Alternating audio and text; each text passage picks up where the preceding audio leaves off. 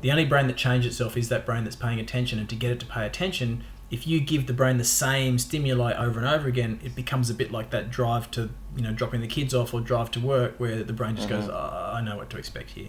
And if you're a coach doing this in movement, it goes, I need to do this, I need to do this, and it's got that blueprint already. It's already it just got the fires that blueprint. Yep. Doesn't pay any attention. 100%. Yep. So it's exactly the same. If you're a coach and you will have tried to coach people like lunges or squats and everything, you go and ask them to do a squat. You show them some special technique.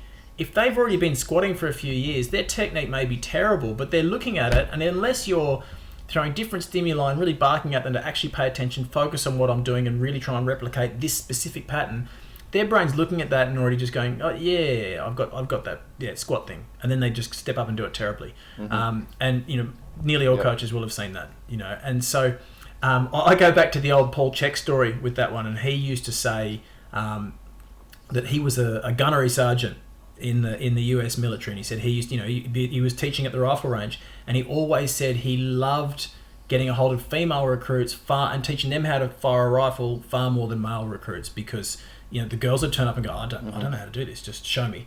Whereas he said the guys would all turn up with John Wayne syndrome, and so they've been watching the cowboy movies their whole life and go, I know how to do this, and so he said it was far more. They already had an existing program that needed to be broken down.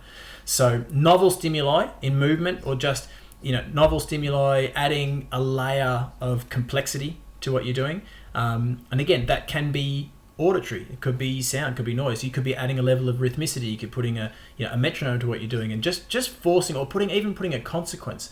The things that we need, for neuroplasticity are attention, urgency, and alertness. So, playing games and putting a consequence on things. Like in the fight game, like we used to go to Asia, and you get hit or get whacked with a bamboo cane if you got something wrong. Like that was a pretty significant consequence, and like really made you focus to pay attention and get it right.